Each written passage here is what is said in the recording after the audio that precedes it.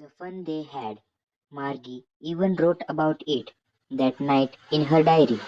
On the page headed 17 May 2157, she wrote, "Today, Tommy found a real book. It was a very old book. Margie's father once said that when he was a little boy, his grandfather told him that there was a time when all stories were printed on paper. They turned the pages, which were yellow and crinkly, and it was awfully funny to read words that stood still instead of moving the way they were supposed to on a screen, you know. And then when they turned back to the page before, it had the same words on it that it had been when they had read it the first time. Gee, said Tommy, what a waste.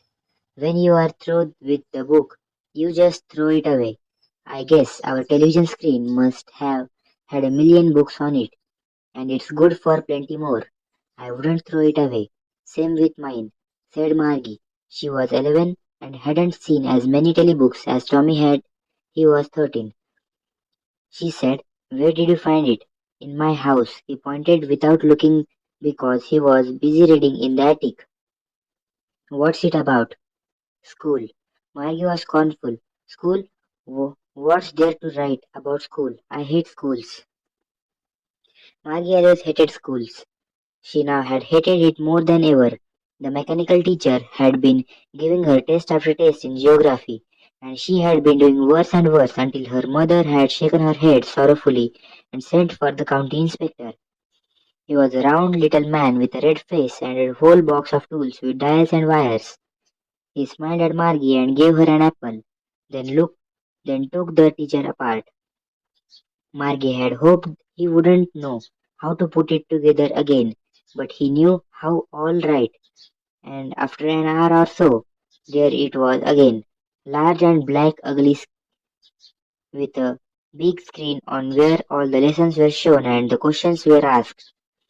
That wasn't so bad. The part Margie hated most was the slot where she had to put homework and test papers. She always had to write them out in a punch code they made her learn when she was 6 years old, and the mechanical teacher calculated the marks in no time. The inspector had smiled after he was finished and patted Margie's head. He said to the Miss Mother, "It's not the little girl's fault, Mrs. Jones. I think the geography sector was geared a little too quick. Those things happen sometimes. I have slowed it up to an average 10-year level. According to the overall pattern of her progress is quite satisfactory." And he patted Margie's head again. Margie was disappointed. She had been hoping that they would take the teacher away altogether. They had once taken Tommy's teacher away for nearly a month because the history sector had blanked out completely. So she said to Tommy, "Why would anyone write about school?" Tommy looked at her with very superior eyes. "Because it's not our kind of school, stupid. This is the old kind of schools that they had hundreds and hundreds of years ago," he added loftily, pronouncing the word carefully. "Centuries ago." Margie was hurt. "Well, I don't know what kind of schools they had all that time ago." She read the book over his shoulder for a while, then said, "Anyway, they had a teacher."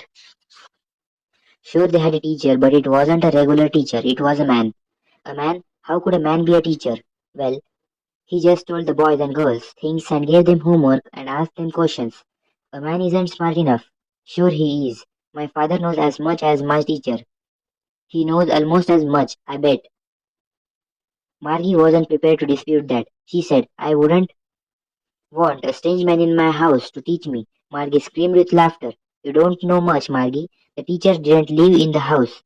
They had a special building and all the kids went there. And all the kids learned the same thing. Sure, if they were the same age. But my mother says a teacher has to be adjusted to fit the mind of each boy and girl it teaches, and that each kid has to be taught differently. Just the same, they didn't do it that way then. If you didn't like it, you don't have to read the book." I said, "Say, I didn't like it," Margie said quickly. She wanted to read about those funny schools. They weren't even half finished when Margie's mother called. "Margie's school." Margie looked up. "Not yet, Mama." "Now." said Mrs. Jones, and it's probably time for Tommy too. Margie said to Tommy, "Can I read the books some more with you after school?" "Maybe," he said nonchalantly. He walked away whistling, the dusty old book tucked beneath his arm. Margie went into the schoolroom. It was right next to her bedroom, and the mechanical teacher was on and waiting for her. It was always on the same time, every day except Saturday and Sunday, because her mother said little girls learn better if they learned at regular hours. The screen was lit up, and it said, "Today's arithmetic lesson is on the addition of proper fractions. Please insert yesterday's homework in the proper slot." Margie did so with a sigh. She was thinking about the old schools they had when her grandfather was a little boy.